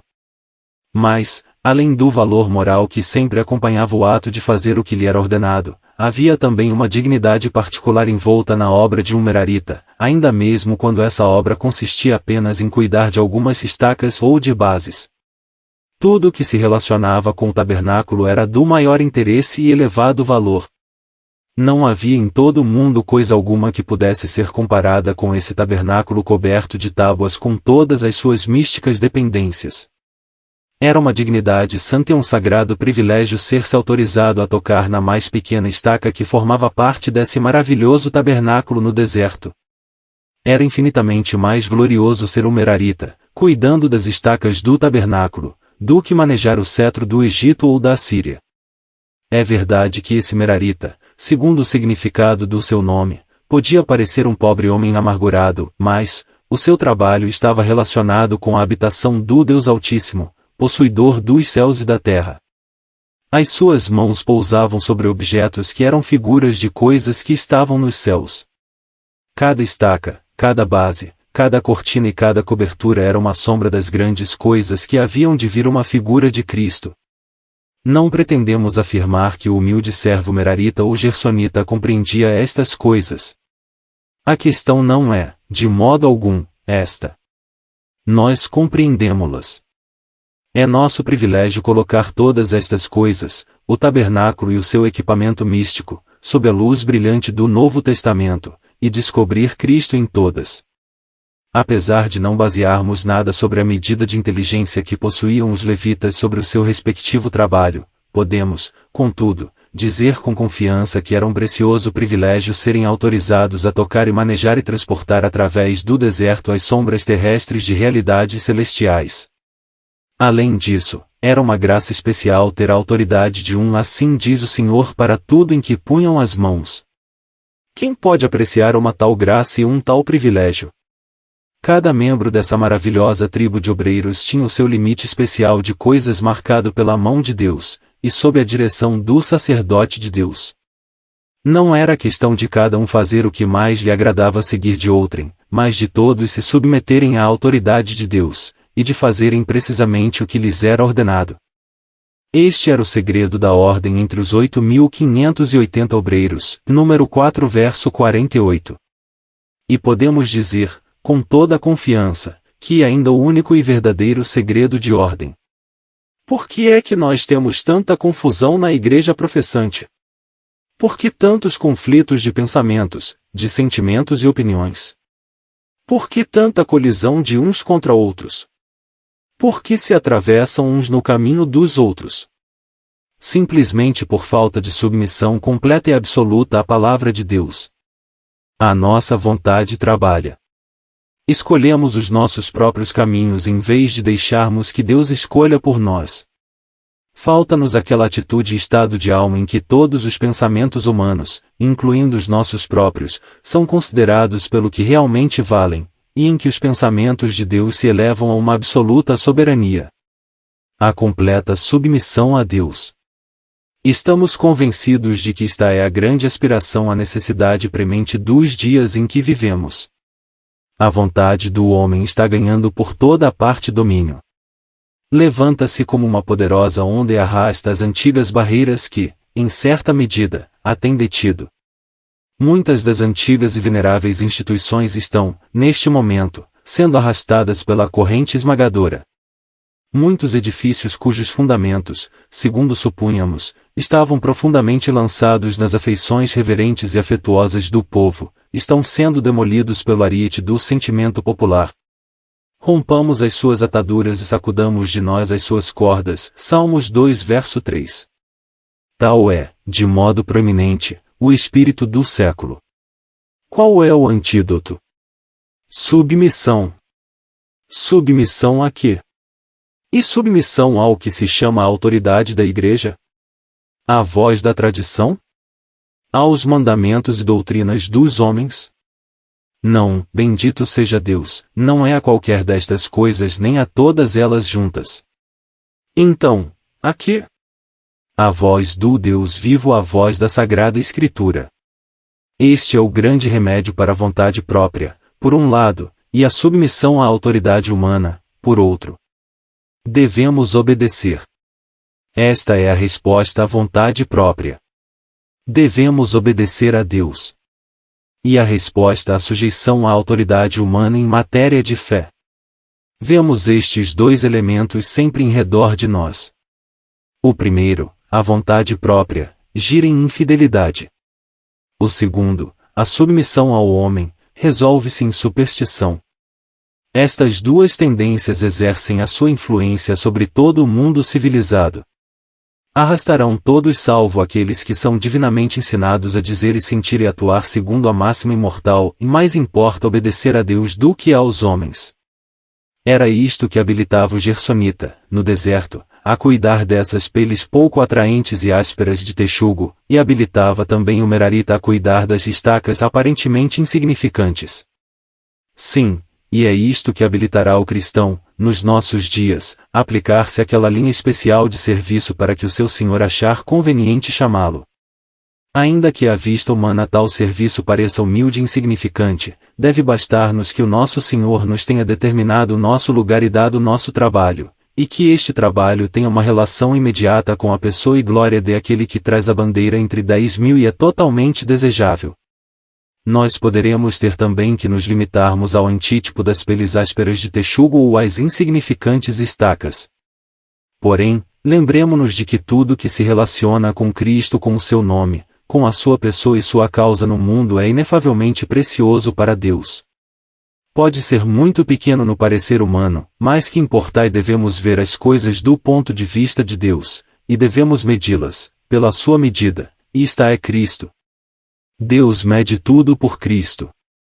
Tudo aquilo que tem até mesmo a mais pequena relação com Cristo é interessante e importante no parecer de Deus.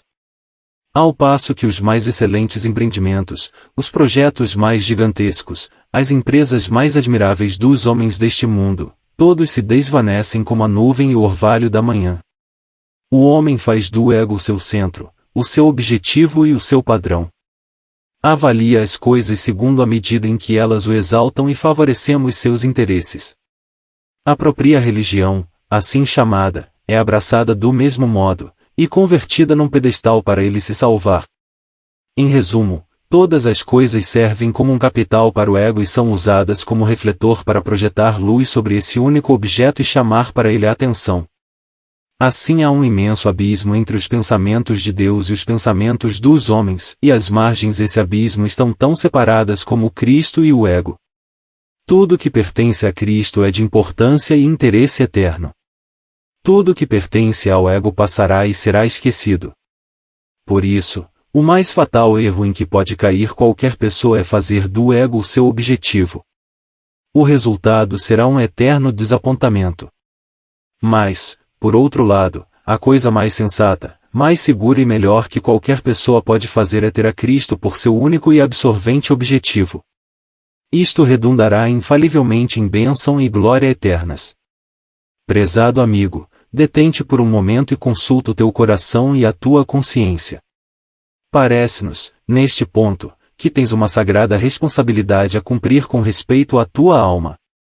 Estamos redigindo estas linhas na solidão do nosso quarto em Bristol, e talvez tu as leias na solidão do teu na Nova Zelândia, Austrália ou em algum outro lugar distante. Queremos portanto lembrar que o nosso objetivo não é escrever um livro, nem tampouco comentar apenas a escritura. Desejamos ser usados por Deus na obra bendita de tratar com o profundo da tua alma.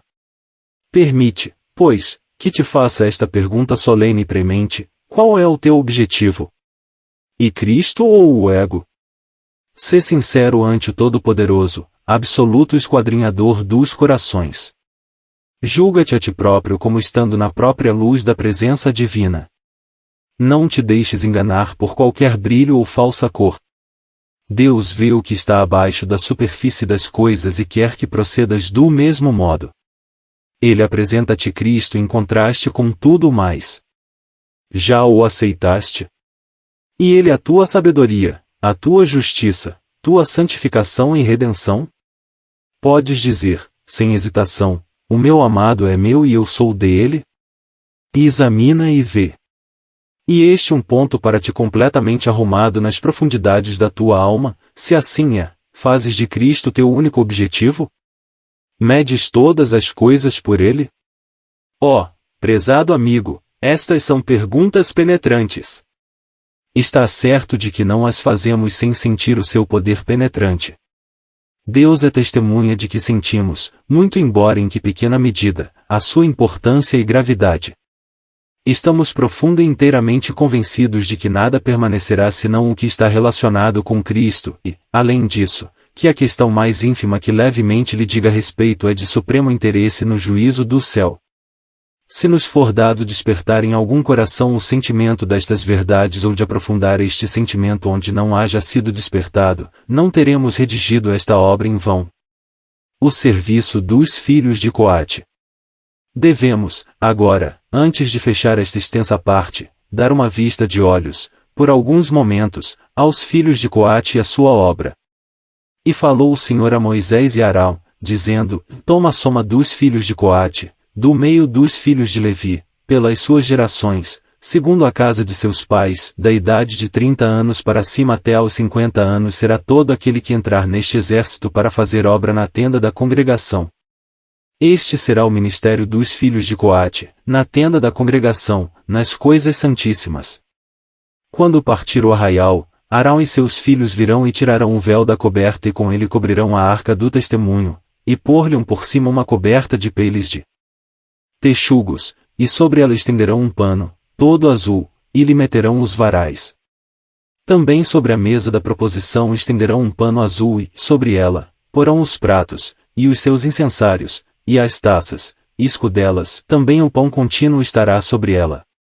Depois, estenderão, em cima deles um pano de carmesim, e, com a coberta de peles de texugos, o cobrirão, e lhe porão os seus varais.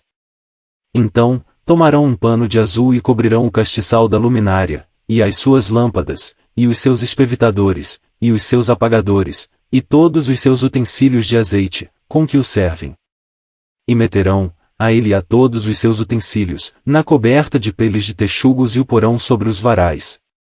E, sobre o altar de ouro, estenderão um pano azul, e com a coberta de peles de texugos o cobrirão, e lhe porão os seus varais. Também tomarão todos os utensílios do ministério, com que servem no santuário, e os porão num pano azul, e os cobrirão com uma coberta de peles de texugos, e os porão sobre os varais. E tirarão as cinzas do altar e por cima dele estenderão um pano de púrpura. E sobre eles porão todos os seus instrumentos com que o servem, e os seus braseiros, e os garfos, e as pás, e as bacias, todos os utensílios do altar e por cima dele estenderão uma coberta de peles de texugos e lhe porão os seus varais. Havendo, pois, Arão e seus filhos, ao partir do arraial, acabado de cobrir o santuário e todos os instrumentos do santuário, então, os filhos de Coate virão para levá-lo, mas, no santuário não tocarão, para que não morram. Este é o cargo dos filhos de Coate na tenda da congregação. Números 4 versos 1 a 15. Aqui vemos os preciosos mistérios confiados à guarda dos filhos de Coate. A arca, a mesa de ouro, o castiçal de ouro, o altar de ouro, e o altar do holocausto, todos eles sombras de bens futuros, figuras de coisas nos céus, figuras de coisias verdadeiras, símbolos de Cristo, em sua pessoa, sua obra, e seu ofício, como já procuramos demonstrar nos nossos estudos sobre o livro do Êxodo 29 e 30. Estas coisas nos são apresentadas no deserto, e, se nos é permitida a expressão, no seu trajo de viagem. Com exceção da arca do concerto, todas estas coisas tinham a aparência inalterável para os olhos humanos, a saber, a áspera cobertura de peles de texugos. Com a arca havia esta diferença, que sobre as peles de texugos havia um pano todo azul mostrando indubitavelmente o caráter do Senhor Jesus Cristo em sua própria pessoa divina.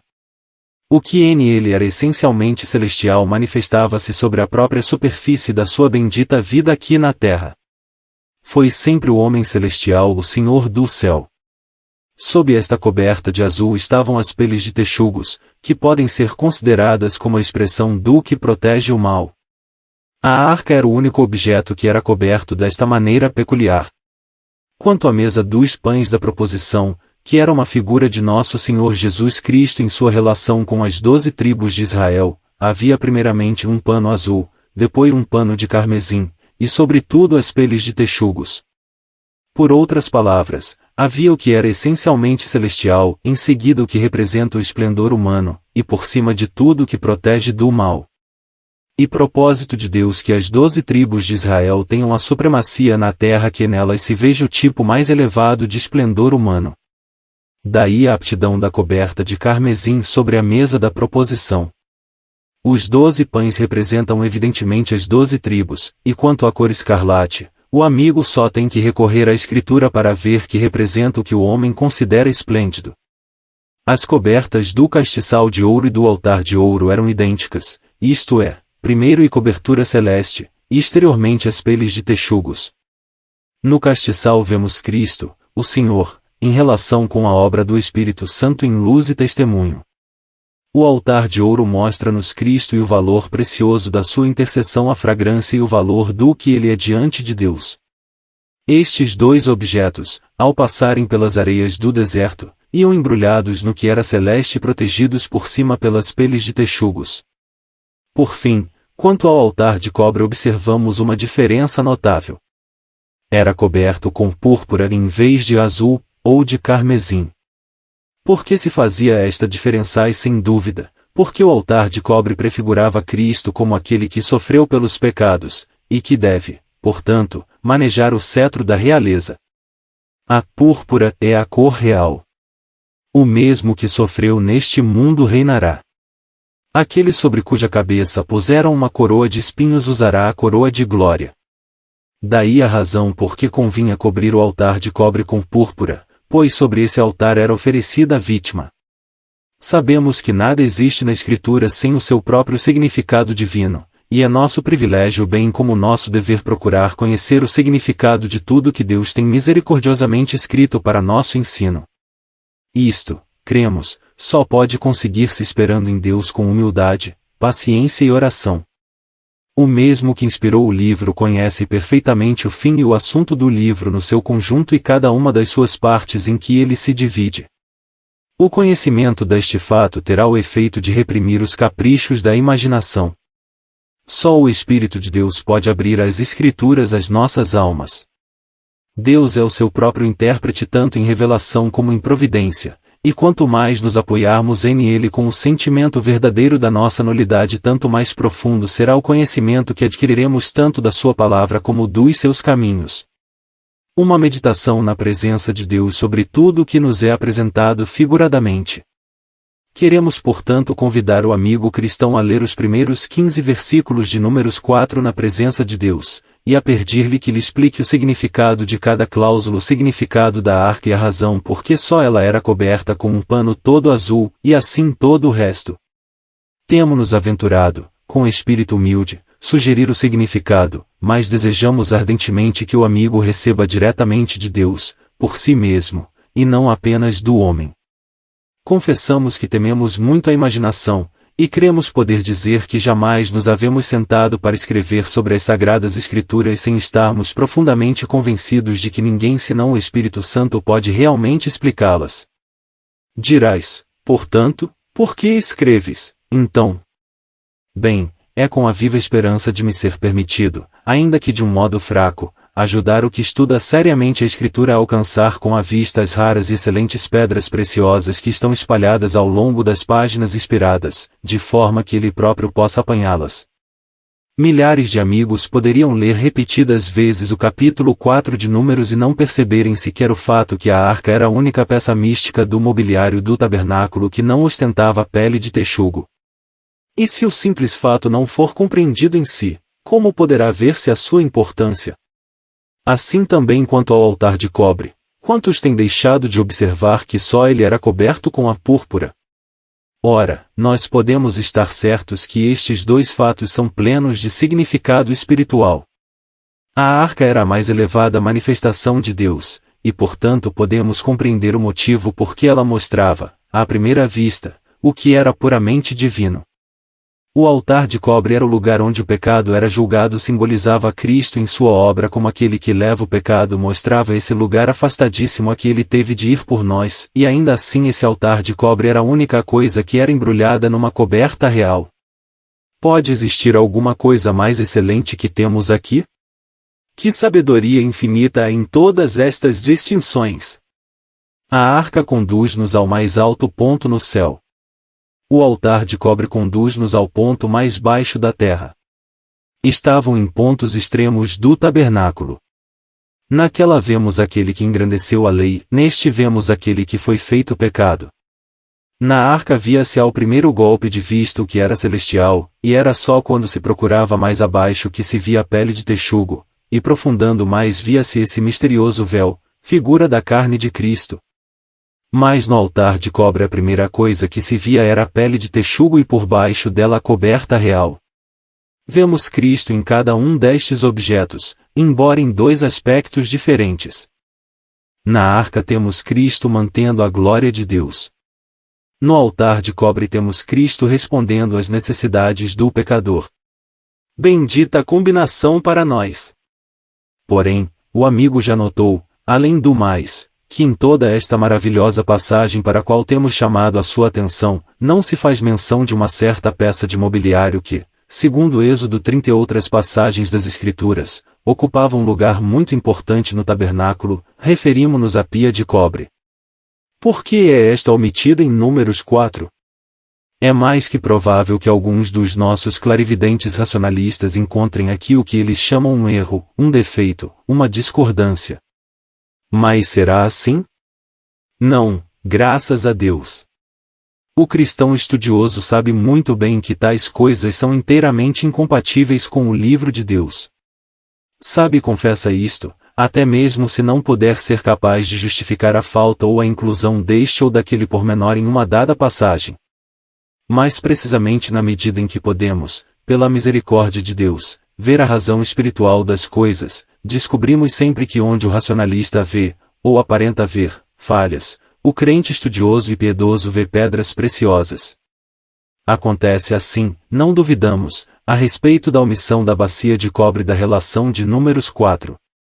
E apenas uma de 10.000 ilustrações da beleza e perfeição do volume inspirado. Mas o amigo pode perguntar, por que é omitida a pia? A razão pode ser encontrada no duplo fato do que era feita a pia e para o fim que era feita. Este duplo fato já foi apresentado em Êxodo. A pia foi feita dos espelhos das mulheres que se ajuntavam, ajuntando-se à porta da tenda da congregação, Êxodo 38 verso 8. Este era o seu material. E quanto ao seu fim, foi dada como um meio de purificação para o homem. Ora, em todas estas coisas que formavam a tarefa especial e obrigatória dos filhos de Coate, nós vemos as diversas manifestações de Deus em Cristo, desde a arca no lugar santíssimo até o altar de cobre no pátio do tabernáculo, e, visto que a pia não era uma manifestação de Deus, mas do homem, não é portanto confiada a guarda e responsabilidade dos coatitas. Mas devemos agora deixar que o amigo medite sobre esta profunda parte do nosso livro, Números capítulos 3 e 4. Podíamos continuar a desenvolver o assunto longamente até termos enchido volumes em vez de páginas, e, afinal de contas, sentimos-nos como quem tem apenas penetrado a superfície de uma mina cuja profundidade nunca poderá ser sondada, cujos tesouros jamais podem ser esgotados. Qual a pena que pode descrever a instrução maravilhosa que contém a relação inspirada da tribo de Levi? Quem pode tentar desenvolver a graça soberana que brilha no fato que o obstinado Levi fosse o primeiro a responder à pergunta comovente: quem é do Senhor? Quem pode falar acertadamente dessa rica, abundante e distinta graça exemplificada no fato que aqueles cujas mãos tinham sido usadas para derramar sangue fossem as primeiras a ser permitidas a tocar nos vasos do santuário, e que aqueles em cuja assembleia o Espírito de Deus não podia deixar entrar, fossem trazidos ao próprio seio da congregação de Deus, para ali estarem ocupados com o que era tão precioso para si? E depois essas três divisões de obreiros, Meraritas, Gersonitas e Coatitas. Quanta instrução temos aqui! Que símbolo dos diversos membros da Igreja de Deus, nos seus vários serviços! Que profundidade de misteriosa sabedoria em tudo isto! Será falar forte demais dizermos, neste momento, que nada nos impressiona mais profundamente que o sentimento de completa fraqueza e pobreza de tudo que temos exposto sobre uma das mais ricas partes do volume inspirado. Ainda assim, temos conduzido o amigo a uma mina de infinita profundidade e inesgotáveis riquezas, e devemos deixá-lo para penetrar nela com o auxílio de aquele a quem pertence a mina e que é o único capaz de descobrir a sua riqueza.